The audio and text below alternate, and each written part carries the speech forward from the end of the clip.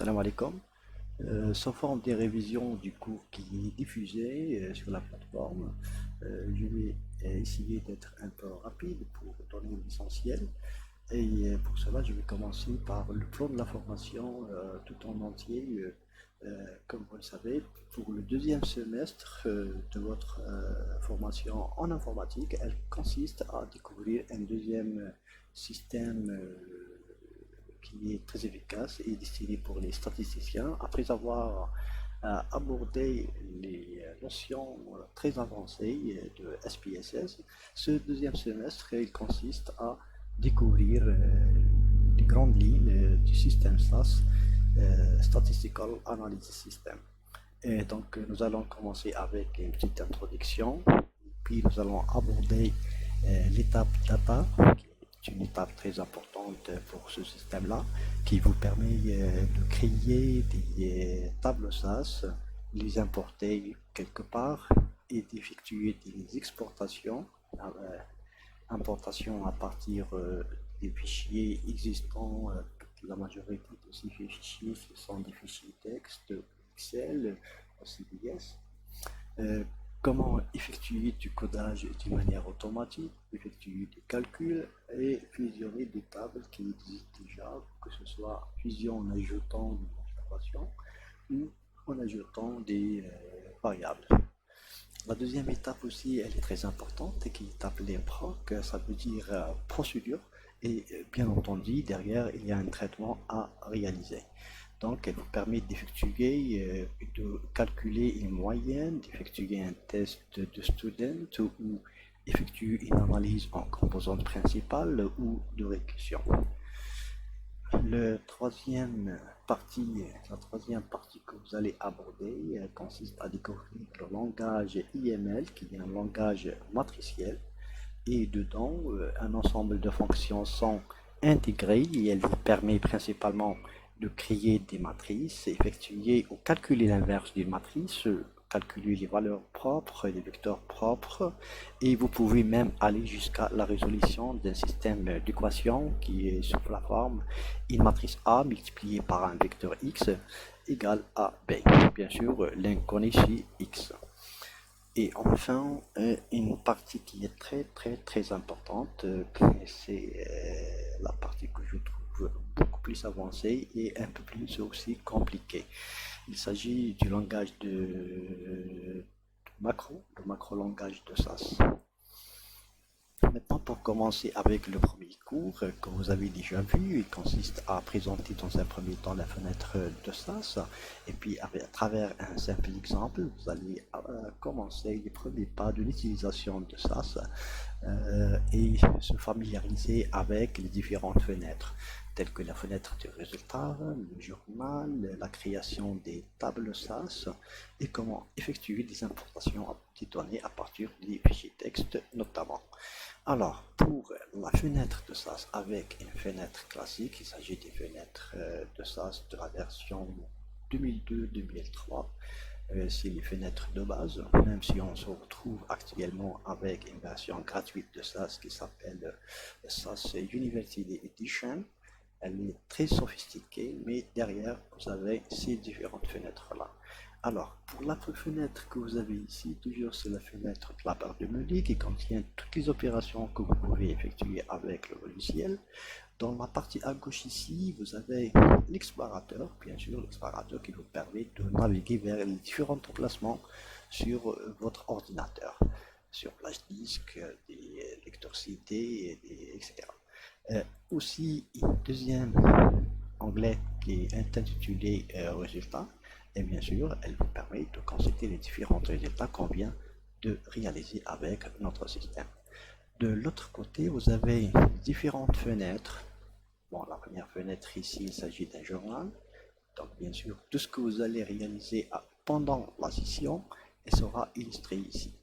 Ici, comme vous le voyez ici, il s'agit uniquement du démarrage du système SAS. Une autre fenêtre ici, c'est intitulée éditeur. Et là, et c'est dans cette fenêtre-là que vous allez écrire au programme SAS qui vous permet de faire tout ce que vous voulez faire. Enfin, une autre fenêtre qui est intitulée sortie et tous les résultats que vous allez réaliser pour les visualiser et seront visualisés au niveau de cette sortie-là. Maintenant, pour commencer avec un simple exemple, il suffit juste d'écrire dans la fenêtre éditeur euh, le code que vous avez ici. Donc, j'ai data, ça veut dire que je suis dans l'étape data, suivi par un identificateur qui va représenter le nom de la table SAS que je vais créer, point virgule. Et dans la ligne suivante, vous avez x égale à 1, point virgule, et enfin ren, point virgule, c'est pas de quoi. Donc cette partie-là vous permet de créer une table SAS qui sera nommée main, qui contient une seule variable x et une seule observation 1. La ligne suivante, c'est proc et non pas data, donc il s'agit de l'étape proc et ça veut dire qu'il y a un traitement que je veux réaliser. Le traitement que je veux réaliser ici, c'est print, donc c'est pour afficher quelque chose. Et donc je vais afficher quoi? La table qui est nommée main. Data égale main, ça veut dire que la procédure print qui permet d'afficher quoi? Elle va afficher une table SAS qui est nommée main. En exécutant ce code-là, vous aurez au niveau de la fenêtre de sortie, au niveau du journal, quoi. Donc le système SAS vient de découper le code que je viens d'écrire ici en deux parties. La première partie, c'est l'étape data et la deuxième partie, c'est l'étape proc. Donc après avoir exécuté la première partie, il vient d'afficher quoi? Libellé non référencé définir ren. Donc c'est celui-là, puisque je viens de mettre deux points et non pas point virgule. Et puis il vous indique la table work.main a une observation et une variable. Donc la variable c'est x et l'observation c'est la valeur 1 et la table est nommée main. Donc vous avez ici work. Work, en réalité, il s'agit d'une bibliothèque temporaire. C'est utilisé par défaut par le système SAS si aucune bibliothèque n'est mentionnée. Vous aurez plus tard comment créer vos propres bibliothèques permanentes dans lesquelles vous pouvez garder vos tables d'une manière permanente. La note suivante, ici, il vous indique que l'étape data que je viens de déclencher ici, elle a utilisé une durée totale du processus.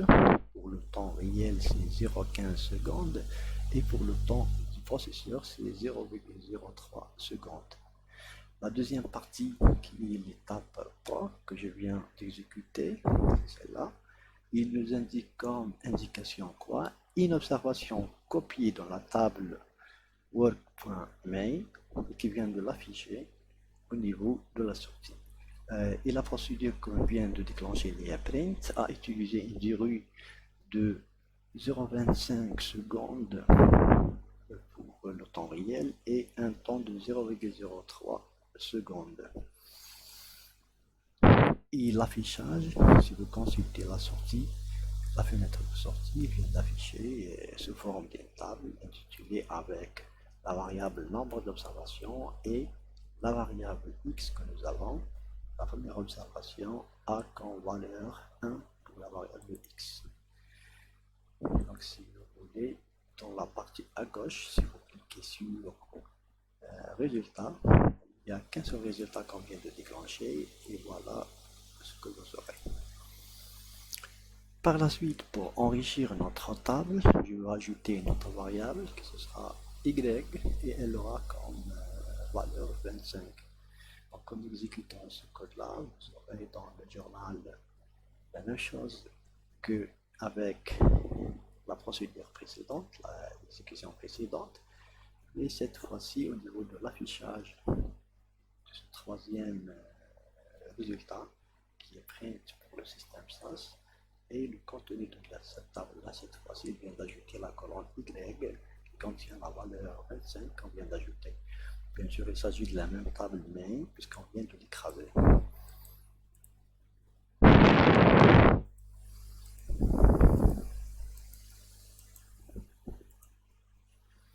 Maintenant, si je veux créer des tables qui contiennent plus de variables, plus d'observations, ici, vous devez utiliser